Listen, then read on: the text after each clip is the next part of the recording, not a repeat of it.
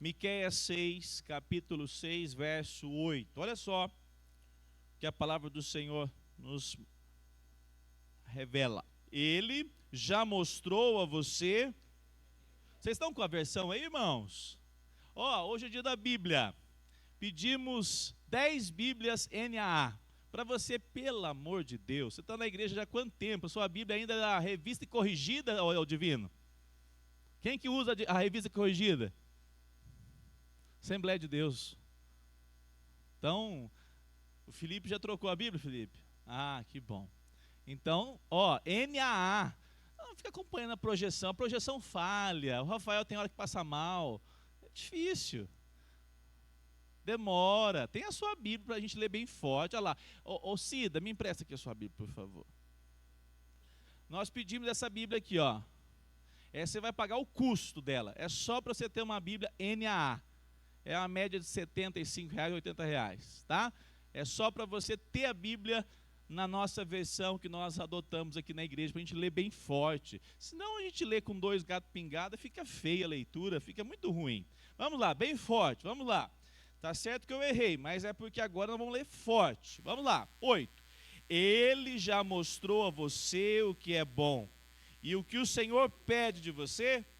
Que pratique a justiça, ame a misericórdia e ande humildemente com o seu Deus. Olha só o que o profeta Miqueias deixa claro. Deus revela a sua vontade. E o que o Senhor pede dos seus servos? Note que pratique. O que é praticar a justiça, irmãos? Andar. É uma boa definição. Praticar a justiça é vivermos, é andarmos à luz dos ensinos das palavras do Senhor. É caminharmos a nossa vida em tudo que fazemos. É uma relação muito importante que a palavra de Deus apresenta dia após dia. A religião, lá no Antigo Testamento, se tornou mais importante do que temer a Deus. Não é diferente nos nossos dias. Tem muitas pessoas que possuem a religião, inclusive são de uma igreja evangélica, mas eles deixaram de praticar a justiça. Eles vão à igreja, voltam, e quando voltam, quem direciona a vida deles é eles mesmos. O Senhor está dizendo, o que de fato produz a palavra boas obras na vida de alguém, olha só, o Senhor pede aos seus filhos que pratiques a justiça. Irmãos, praticar a justiça é durante a nossa semana. Vivermos uma vida que agrada ao Senhor. É avaliarmos como nós nos relacionamos com os colegas de trabalho, como nós lidamos com os nossos afazeres, a relação interpessoal, aonde estamos, com os vizinhos. É uma relação total. A palavra do Senhor está dizendo que nós somos convidados pelo Senhor a manifestar de fato a lei do Senhor. E olha só, diz mais, que pratique a justiça, ame a misericórdia e ande o quê? Tem um gesto que nós fazemos na oração que ele é muito, como que eu posso dizer? Ele é muito importante. Quando nós vamos orar, qual é a posição que nós adotamos? Quando estamos orando ao Senhor. Nós fazemos o quê? Curvamos as nossas cabeças. Você já ouviu a expressão dura cerviz? É o povo de Deus que tem dura cerviz? É o povo de Deus? São os rebeldes. São os que não têm temor a Deus. Dura cerviz, o que é? Aqui, altivo. A nossa semana, ela só pode ser vivida para Deus se de fato nós desejamos glorificar a Deus. E como é que o Senhor pede que andemos? Com soberba? Altivos, porque eu já sou presbiteriano, já sou reformado há muitos anos, sou assim, sou aquilo. É esse tipo de pedido que o Senhor fez aqui? É para andarmos o quê? Humildemente, como servos. Aqui, irmãos, está o grande desafio da caminhada cristã. Há uma relação onde as pessoas querem produzir boas obras assim, elas são aleatórias. Aqui, ó, uma boa obra para você aqui, ó, Denner, e a sua casa. Eu fiz para você, tá? Aí você faz a boa obra, agora já estou liberado. Não, estou liberado para viver a minha vida durante a semana. Já fiz a minha boa obra na segunda-feira para alguém. E aí a terça-feira é uma terça-feira distante de Deus. A quarta, a semana é distante do Senhor. Por quê? Porque não há coerência entre a boa obra que ele diz que pratica e a vida diante dos olhos de Deus. O Senhor está dizendo por meio do profeta Miqueias que vocês amem a justiça, pratiquem a justiça, amem a misericórdia e caminhem, andem humildemente, com o nosso coração prostrado, com a nossa cerviz se dobrando diante do Senhor, a nossa posição para fazer o quê? Boas obras. Qualquer coisa fora disso, nós vamos notar hoje bem claramente, que é praticar ações, como diz aqui a confissão, com zelo cego. Você já viu alguém praticar uma coisa muito correta, mas com zelo cego? Nós vamos ver alguns exemplos. Mas antes disso, vamos ver aqui lá o que diz a palavra do Senhor em Romanos 12, 2. Como é que nós podemos praticar boas obras? Todos podem praticar boas obras? Boas obras que Deus aceita. É disso que nós estamos falando.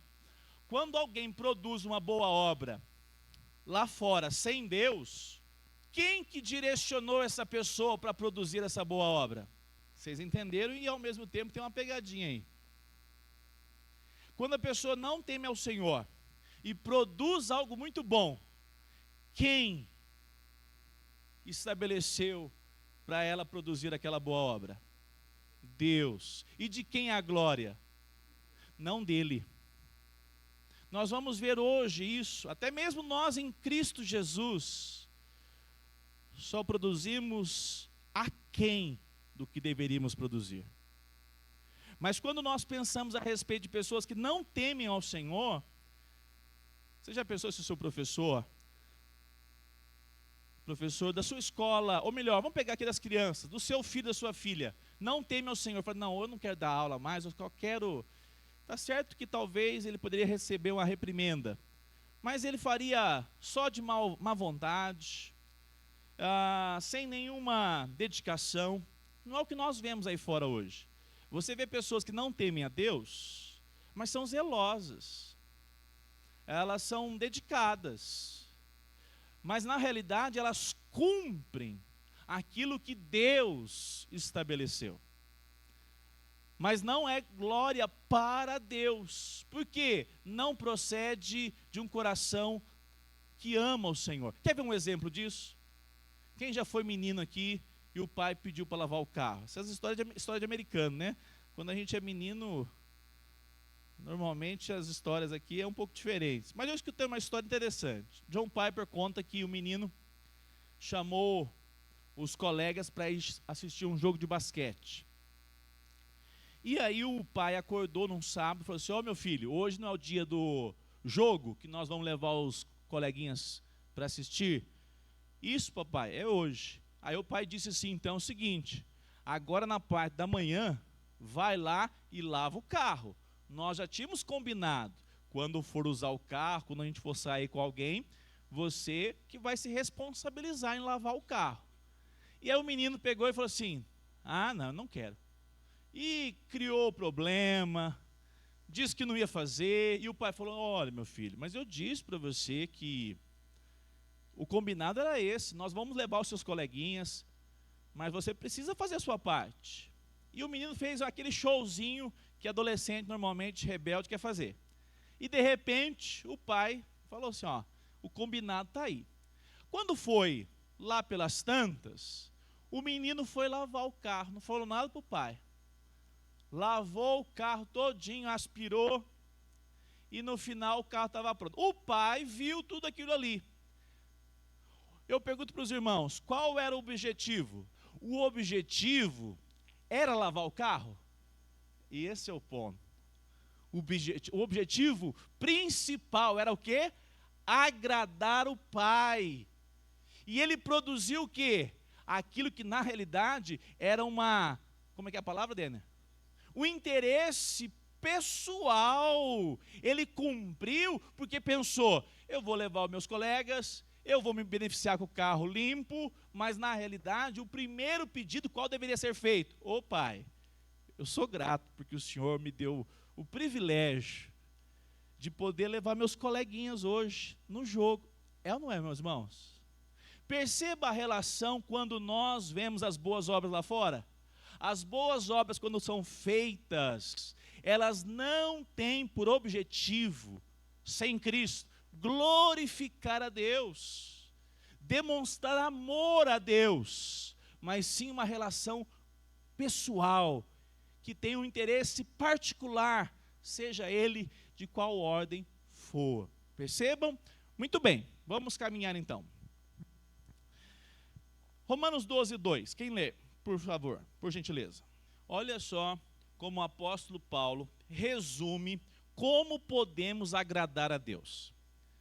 Para agradar a Deus, é preciso romper com o padrão deste mundo. O padrão retributivo, o padrão onde não se coloca os olhos no Senhor, mas sim naquilo que é benefício pessoal, particular. Paulo declara, para que vocês possam experimentar a boa, a perfeita vontade de quem? De Deus. Então a boa obra, que de fato é boa obra, ela tem por objetivo, finalidade, experimentar dessa boa vontade, dessa dádiva que é cumprir o propósito de Deus. Experimentar na própria vida a dádiva de estar alinhado à vontade de Deus. Não é assim que o crente vive? Nós desejamos todos os dias experimentar uma nova maneira de nos relacionarmos enquanto irmãos. Sim ou não? Sim ou não? Eu já falei esses dias aqui um exemplo muito prático. Nós temos recebido um rapaz, nós temos orado, eu tenho pelo menos lembrado de orar por ele. Ele diz, pastor, eu gosto de frequentar várias igrejas. Eu vou em uma, vou em outra. Mas eu gosto mais das reformadas, das presbiterianas. Eu falei, que interessante. Mas eu não quero me filiar, não quero ser membro de nenhuma. Eu falei, mas assim é fácil. assim é fácil, você pega só o bom, só o mel. O difícil é conviver com o Márcio. Olha lá. O Márcio veio de Coromandel, um homem sério. Mas até o Márcio tem potencial para pisar no pé de alguém? Tem, Márcio? Pensei que não, Márcio. É de Coromandel, pai amoroso, neto, vô, né? Agora com um netinho na barriga. Você já percebeu que você tem potencial para produzir o mal contra as pessoas que estão ao seu lado? E nós amamos as pessoas em Cristo Jesus. Como é que nós nos relacionamos? Por meio de Cristo, numa comunidade da fé. Aqui nós pisamos no pé, pedimos perdão, reconhecemos a nossa falta, pedimos, você me dá a oportunidade de demonstrar que isso foi um ato falho da minha parte. É tão gostoso ver reconciliação, abraço. Mas como é que isso acontece? Dentro de um contexto onde nós vivemos a nova mentalidade, que é a de glorificar o nome de Deus em primeiro lugar. Porque qual é o padrão do mundo? Se você pisar no meu pé, hoje é muito fácil isso, né? O que as pessoas fazem? Nunca mais aparece para você pisar de novo. É assim que acontece. O isolamento hoje social produz isso. E esse afastamento é a modo de pensar do mundo aí fora. O mundo pensa assim. Mas agora, imagina uma coisa assim. Agora quando você vai lá e abraça o seu irmão, você pega um flamenguista e dá um abraço nele e fala, eu te amo em Cristo Jesus. Olha lá. Nós é brother, viu, Roberto? Mas uns irmãos desses, Paulinho, eles abusam, eles chegam na quarta-feira zombando, que eles têm o Arrascaeta, né? Eles abusam. Aí você olha para o miserável e fala assim, é meu irmão em Cristo Jesus, né? Você já parou para pensar nessas coisas? Nós vivemos com uma nova mentalidade e só podemos produzir boas obras com essa nova mentalidade, porque você ouvir o seu coração, se você der razão aí para o seu pensamento interno, você não produz boas obras. E boas obras é tudo que nós fazemos com a nova mentalidade, vivendo para a glória de Cristo Jesus. Fala, Felipe. Bom dia, meus irmãos. Nas últimas semanas eu tenho lido um livro, não é um livro religioso, não é um livro devocional cristão, na verdade, é um conto de um autor russo chamado Fyodor Dostoiévski, chamado Os Irmãos Karamazov. E é um conto excepcional, que fala sobre alguns irmãos, todos muito diferentes entre si, mas um deles, Dostoiévski, apresenta como um irmão atormentado, filosoficamente atormentado. E um dos debates que existe entre os personagens desse livro, inclusive protagonizado por esse irmão atormentado chamado Ivan, tem como tese central a afirmação de que se Deus não existe, então tudo é permitido. Se Deus não existe, então eu não tenho a quem prestar contas, eu não tenho um Deus que vai analisar as minhas obras, que vai ver o modo como eu vivo, então eu não tenho por que agir bem. E claro, esse irmão ele não é um personagem religioso, ele não é um personagem que tende à religião. Ele quer crer, mas ele não tem nenhuma tendência para isso. Mas é interessante ver como que o autor mostra essa oposição entre a existência de Deus, demandar as boas obras, e agora, no nosso contexto especificamente, nós, diante de Deus, precisarmos exercer essas boas obras assim, para honrar o nosso Deus, mas que se nós nos tornamos avessos a essa existência, a esse Senhor das nossas vidas, não tendo para quem prestar contas, nosso coração não tem por que exercer essas obras. É um debate excepcional no livro, um livro gigantesco, mas que, por esse debate especificamente, vale muito a pena. Muito interessante. É o que nós estamos dizendo, né? Se nós não temos Deus, se nós não temos as Escrituras, se nós não temos a pessoa de Cristo Jesus, se torna tudo subjetivo. Né? A relação para seguir a Deus e agradá-lo é bem objetivo. Está estabelecido aqui na sua santa palavra. Só há uma maneira de agradar ao Senhor: cumprir a sua lei, cumprir a sua palavra. E nós vamos notar isso, que nós desejamos fazer isso. Abra sua Bíblia em Hebreus, capítulo 13, verso 21. Olha lá a palavra do Senhor, olhem comigo. Hebreus 13, 21. Aperfeiçoe vocês em todo o bem, para que possam fazer a vontade dEle, que Ele opere em nós o que é agradável diante dEle, por meio de Jesus Cristo, a quem seja a glória para todo sempre. Amém. Note que o autor aos Hebreus menciona: aperfeiçoe vocês em todo bem. Então, todo bem quer dizer quais áreas? Todas. É no casamento, é na criação dos filhos, são nos negócios, é na relação com o vizinho, em tudo. Agora note, nós devemos fazer isso, para que possam fazer a vontade dEle. Agora note a metade do versículo, parte B aí do versículo, que Ele opere em nós. Essa ação de produzir algo bom é sempre partindo de Deus. Aqui tem um divisor de fatos aqui profundo. Eu acabei de dizer que até mesmo os não crentes produzem atos bons, movidos por Deus, mas não reflete em glória a Deus, porque quem está produzindo não está pensando em glorificar a Deus. E aqui diz assim, que nós que somos crentes, produzimos, devemos produzir, com Ele operando em nós, ou seja, parte também de Deus. E nós produzimos de maneira, versículo final aqui no 21 diz, por meio de Cristo Jesus, a quem seja a glória para todo sempre. Amém. Abra comigo Romanos 10, versículo 2. Tem zelo? Por Deus. Eu pergunto aos irmãos, os fariseus tinham zelo? Percebem? O zelo, você pode fazer algo certo, mas com a motivação errada.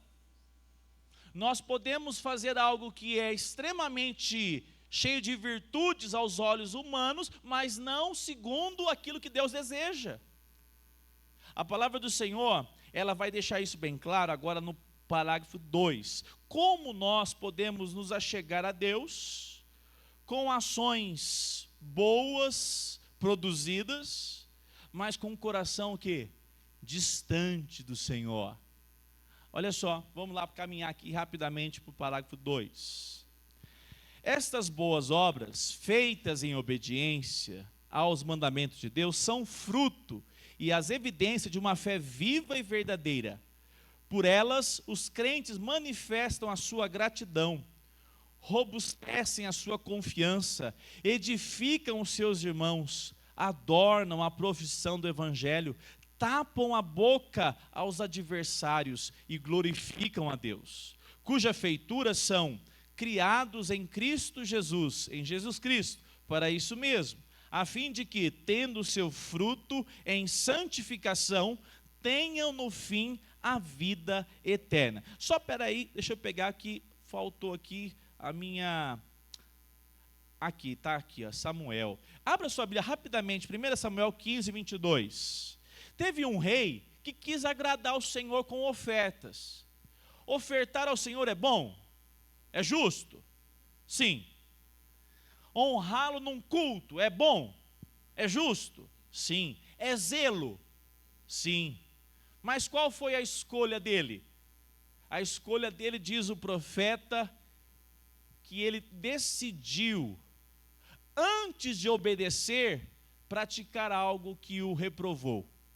O que ele quis fazer? Olha lá. Será que o Senhor tem mais prazer em holocaustos? Cadê essa análise aqui importante para nós? Olha o culto hipócrita. O culto hipócrita não é feito sem zelo. Tem zelo. Tem prática. Mas olha só o que diz o texto.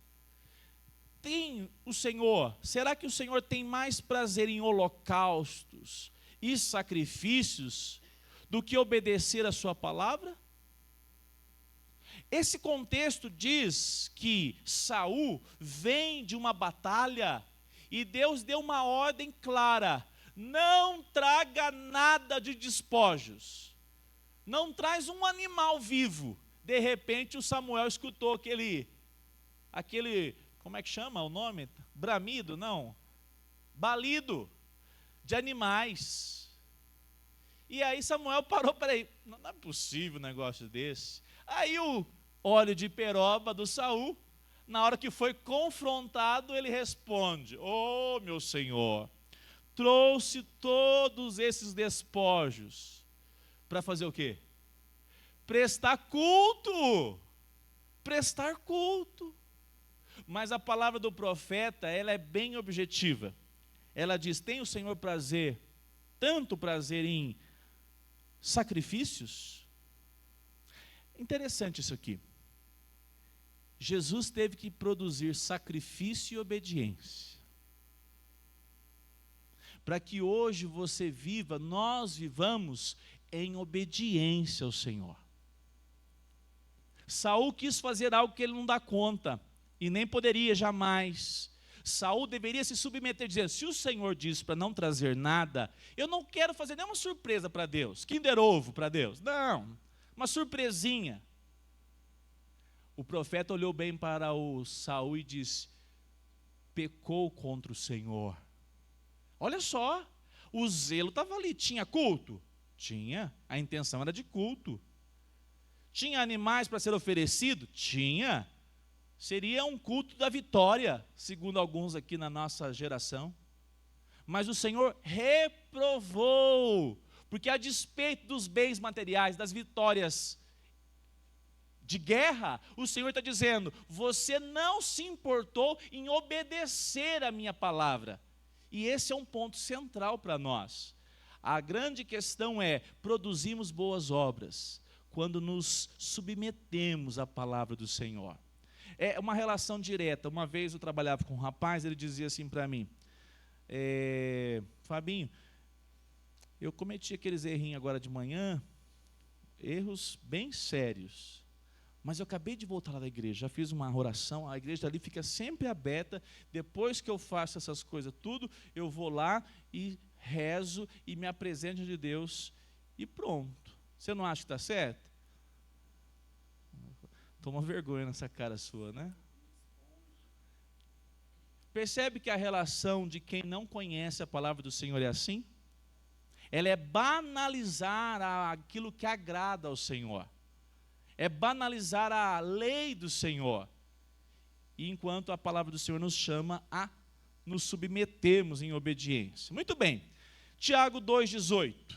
Quem pode ler, por gentileza? Irmãos, nós somos chamados para as boas obras? Sim ou não? Sim. Nós, como crentes, a não ser o ladrão da cruz, que foi levado no mesmo dia para a glória, nós que vamos viver um dia após o outro, temos que produzir boas obras para testificar que temos fé em Cristo Jesus? Isso é evidente, irmãos. Isso é evidente. Agora tem um diferencial. Abra aí para a gente dar um salto, Filipenses 1,11. Notem que a palavra diz: cheios do fruto de justiça, que vem por meio de Cristo Jesus, para a glória e louvor de Deus. Só um detalhe importante, aí me ajudem aqui novamente, mais um texto. 1 de Pedro 2,12, lá no finalzinho da Bíblia. Olha só, meus irmãos, a palavra do Senhor deixa bem claro que a nossa relação com a nossa vida do dia a dia é produzir essas obras para glorificar o nome do Senhor e silenciar os ignorantes à nossa volta. Esse ignorante não é no sentido que ele é menos que você, é porque ele não conhece a revelação da palavra do Senhor. E quando nós praticamos as boas obras, nós devemos, como crentes, levar esse fardo. Mas não é um fardo pesado, mas uma responsabilidade. Eu faço para glorificar o nome do Senhor e eu faço para que as pessoas que estão à minha volta vejam que eu sou de fato comprometido com a palavra de Deus, com a lei, com aquilo que é justo. Eu não vivo mais uma vida autônoma. O que mais acontece hoje com a cristandade no Brasil? O evangelicalismo é uma vida sem compromisso com Cristo. E uma vida sem compromisso com Cristo, ele diz uma coisa no culto, adorando ao Senhor, até com a mão levantada, e a semana dele é totalmente afastada de cumprir a lei do Senhor. Divino, meu irmão.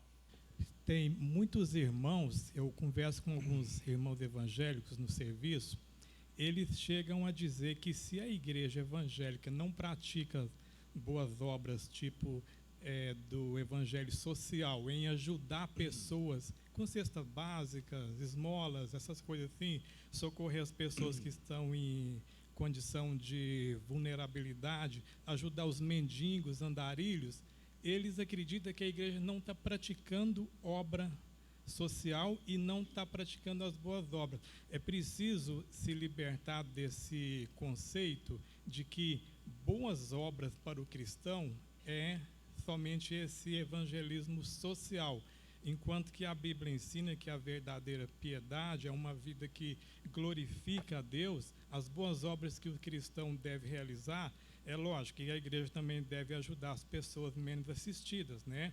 Tanto dentro do contexto cristão, também no contexto fora da igreja. Mas a boa obra que a igreja deve realizar mesmo é obedecer toda a palavra de Deus, porque os espíritas praticam essas boas obras sociais com a intenção de se redimir.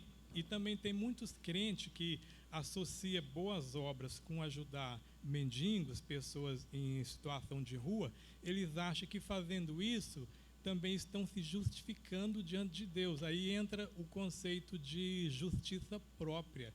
Há cristãos também que acham que chegar na igreja, entregar seu dízimo, a sua oferta, ele já fez uma boa obra. Enquanto ele pensa assim, ele ainda não se converteu e não vive uma vida piedosa que agrada a Deus, se refugia nessa boa obra, entre aspas. Exato, exato. Esse é o grande ponto, num contexto que nós estamos vendo, né, Divino? A relação sem a... Eles gostam de revelação no Brasil, né? Sem a revelação das Escrituras. Esse contexto social é tão perigoso que adentrou no início do século agora 21, por meio da chamada missão integral. Todo pastor, até os presbiterianos, até nós, entramos um pouco nessa onda. A missão integral, até que nós fomos notar que de fato havia ali um contexto muito mais marxista que tudo. Nós fazemos as boas obras quando nós anunciamos a pessoa de Cristo, quer por nossas palavras, com o nosso testemunho. Eu pergunto para os irmãos, João 15:8, quando Jesus diz assim, você é um crente, certo? Segunda-feira, vamos imaginar coisa prática. Nisto é glorificado meu Pai, que vocês deem muito fruto, e assim, Evangelho de João 15:8, mostrarão que são meus discípulos. Eu pergunto para os irmãos, bate alguém na sua porta, e você percebe que ela está com fome, e pede um prato de comida, você não vai fazer o quê? Dá um prato de comida. A pessoa, ela diz para você, é uma conhecida sua, falou, fulana, eu estou passando um arroxo financeiro aqui, você diz, essa pessoa não é uma pilantra. Você pode comprar essa medicação para mim, eu te pago em 10 vezes depois. O que você faz? Compra! Nós vivemos para produzir frutos que glorifiquem o nome do Senhor. Não é uma associação a um movimento. Sexta-feira tem um sopão, então eu saio distribuindo sopa em Uberlândia. Algo nobre, sim ou não? Sim, mas não quer dizer que quem pratica o sopão toda sexta-feira é mais crente, mais piedoso do que faz o crente em viver diariamente boas obras. Eu achei interessante ontem um rapaz. Os presbiterianos, muito comum usarem nas igrejas mais históricas, tradicionais, clássicas, né? É até bonito, mas eu não gosto muito, mas eu acho bonito. A toga clerical. Quem já viu os presbiterianos usarem? E aí a pessoa estava explicando que não é a roupa do padre, que não tem nada a ver. Na verdade, a toga é até antes dos católicos utilizarem. E estava esse debate lá. E moral da história. Chegou lá um pastor e escreveu assim, eu quero ver presbiteriano subir nos morros e pregar nas favelas, porque presbiteriano não sobe os morros e prega na favela. Assim é pregar o evangelho. Você falou, nossa, olha que argumento. Puxa vida, encontrou aí alguém diferente para argumentar contra os presbiterianos. E aí o mesmo pastor, muito sabiamente, colocou assim, pois é, e você então está se gloriando e se acha superior porque sobe o morro e prega nas favelas? Percebe? Foi exposto o orgulho daquele homem subir os morros e pregar nas favelas. Por sinal, não era dia dele, né? O outro escreveu embaixo. O irmão disse que não existe. Talvez é porque você não conhece. Eu sou presbiteriano, pastor, e temos um presbitério só de igrejas em comunidades no Rio de Janeiro. Toma distraído. Perceba que a relação está, qual motivação você faz? Você faz para glorificar o nome do Senhor, ou você faz algo que é tão bonito, que no fundo, você quer dizer, como eu sou bom. Percebe como o nosso coração, ele é perigoso? Fala, Roberto. Pague aqui, o Felipe. Obrigado, Felipe. A fala do Divino foi muito importante, né? Assim, quem vê eu fazendo o meu trabalho, viajando, indo de um lado para o outro, né? Encontrando os vulneráveis, né? Pessoas com deficiência, né? Assim, eu creio, né, que sem Deus eu não sou nada, né? Eu vivo pela misericórdia dele, que a minha missão ela vai desde a área da assistência social até a questão da orientação dos mais vulneráveis. Um exemplo vivo é coisa simples. A irmã Camila está aqui para testemunhar sobre isso. Uma pessoa que vivia em situação de isolamento, achando que estava abandonada, né? Através de uma conversa, de um diálogo, hoje ela está incluída em sociedade e está se sentindo bem. Então, tem situações que a gente vive em situação de abandono e as pessoas são usadas realmente como massa de manobra, né, para uma prática malévola. Mas tem coisas que a gente faz, no meu caso, eu vivo pela misericórdia de Deus e tudo que eu faço, né, é para a honra e glória dele. Tem instituições seríssimas, né, Roberto? A sua, um contexto de trabalho com deficientes visuais. Vocês viram aquele caso do vaqueirinho? O que faltou para o vaqueirinho? Assistência. Acho que múltiplas áreas. Um rapaz tinha nitidamente um diagnóstico de problema mental. O carcereiro, o chefe da prisão dizia, detentos, dá uma atenção para o menino aí, ele não bate bem, ele é doente. E a sociedade, na falta da empatia, às vezes movimentos mais direcionados, o pessoal fala dos, como é que chama? Quando fala de pessoas vulneráveis, sempre meio que só se pensa de uma maneira. Como é que é? Exemplo, eu sempre digo esse exemplo que eu vejo nas escolas públicas. Se fala inclusão, a palavra inclusão. Eu pouco vejo preocupação, de fato, com o cadeirante. Né? A inclusão, de fato, inclusão ampla, não é a inclusão de um grupo. Essa palavra inclusão, ela é muito banalizada, ela é enviesada. Perceba que a relação na sociedade, ela sempre, pode perceber, sempre tem uma motivação política, econômica por detrás. Ideológica, essa palavra. E se não for o Espírito Santo de Deus, nós ainda fazemos parte disso. Porque nós pensamos, Senhor, me dê sabedoria e graça para discernir o que de fato glorifica o teu nome, o que é um movimento. É um ponto, Roberto. Deus que levante homens, mulheres, que se disponham a trabalhar com áreas sociais. A igreja é uma extensão. A igreja, nós temos aqui em Uberlândia, que é para a glória de Deus mesmo, é uma igreja grande. Quem conhece a Casa Betesda? Levanta a mão, por favor. Vocês não conhecem? A Casa Betesda é uma casa para receber pessoas que estão com algum familiar internado no hospital de medicina. E essas pessoas, vocês não têm a noção, acho que vocês têm, da quantidade de pessoas que vêm de fora para ser atendidas no hospital de clínicas aqui da UFO. É assim, e aí a pessoa não tem, às vezes, aonde ficar. E a Casa Betesda é uma casa de acolhimento, de hospedagem, dessa passagem de alguns dias. É um trabalho, vamos falar a realidade? Belíssimo.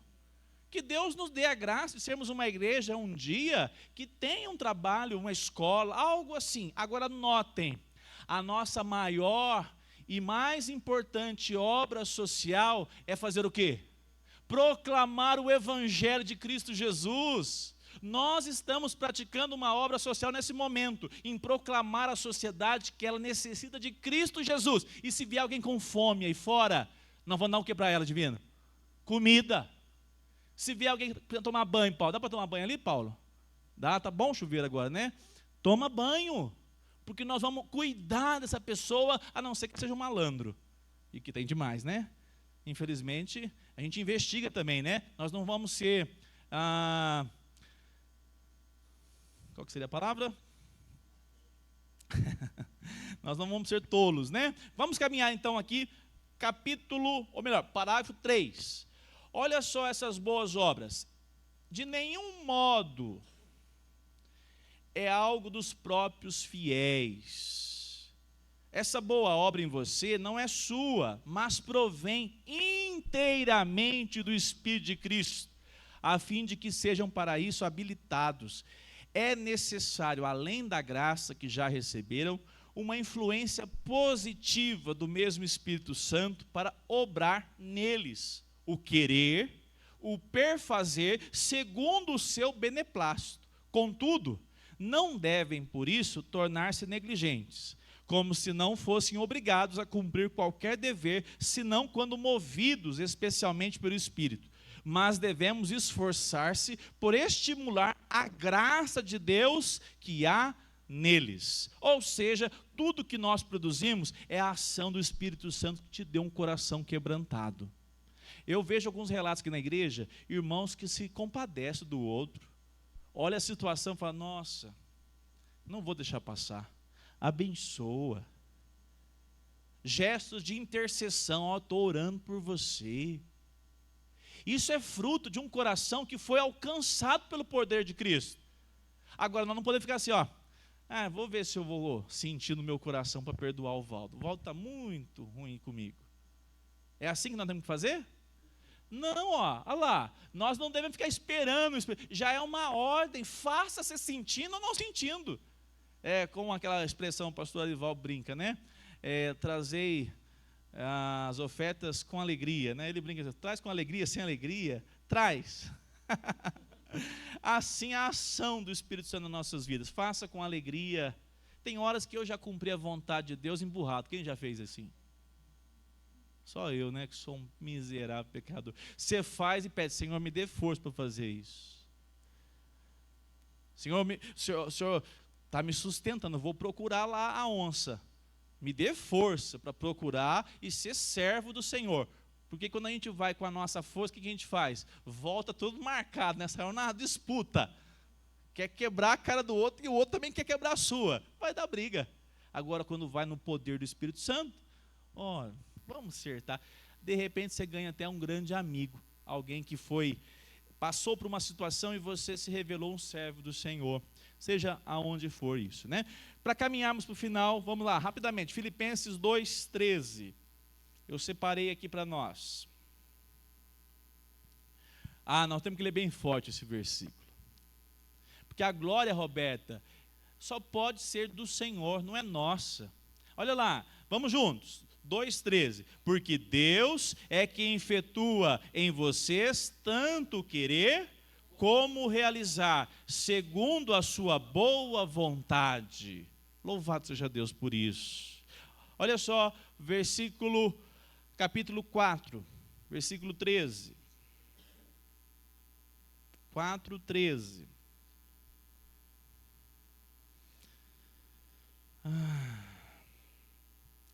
Quem já leu esse versículo errado? Fala assim, vou comprar uma casa, tudo posso naquele que me fortalece. No para-choque.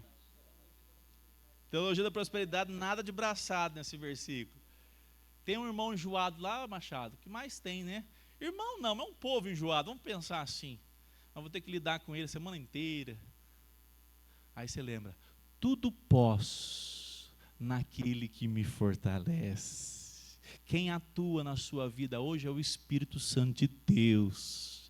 E você vai produzir uma palavra temperada, equilibrada, porque você vai agir segundo o poder de Cristo na sua vida. Boa obra, irmão. Boa obra. Eu repito, né, divino? A relação de entregar cestas.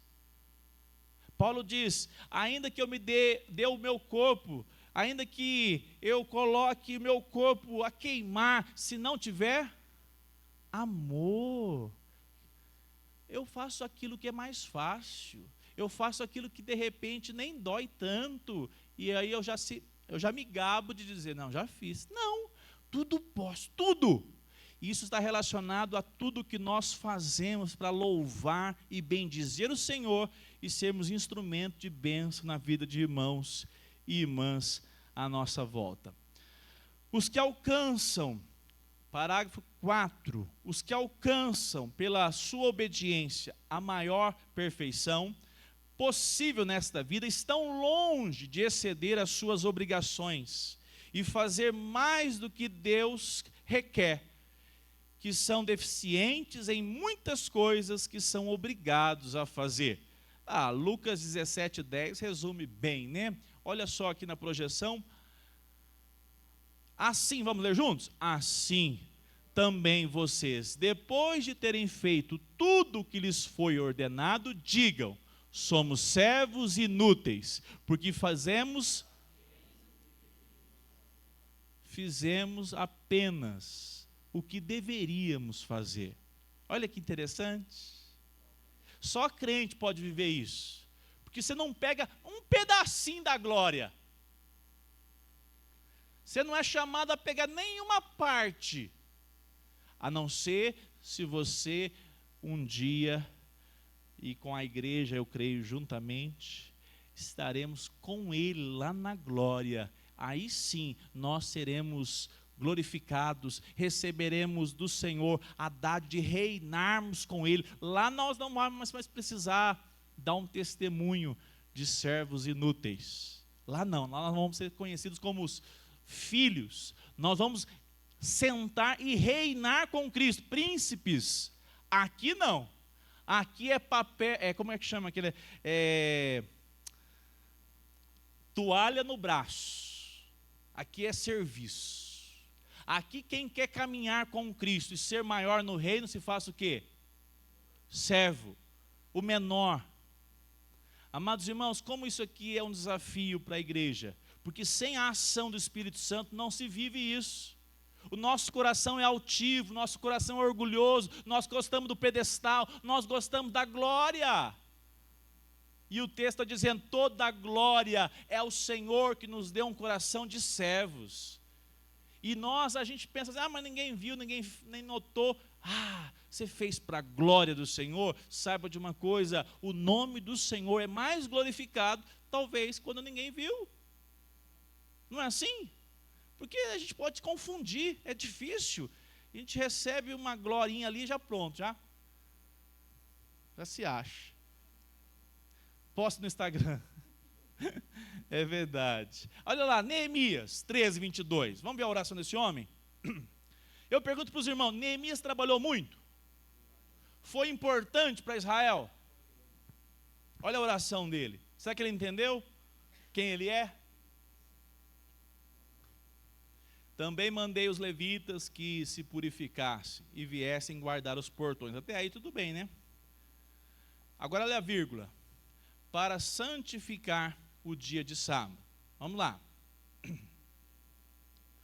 Também nisto, vírgula. Lembra-te de mim, ó meu Deus. Tem piedade de mim por tua. Esse aí é o Neemias, irmãos. Se tem gente que trabalhou mais no Antigo Testamento para se preocupar com a estrutura civil, uma cidade, muros, proteção, é Neemias. E olha só a expressão dele depois de terminar, aí no capítulo 13, essa obra: lembra-te de mim, Senhor. Tem piedade de mim, da tua grande misericórdia sobre a minha vida.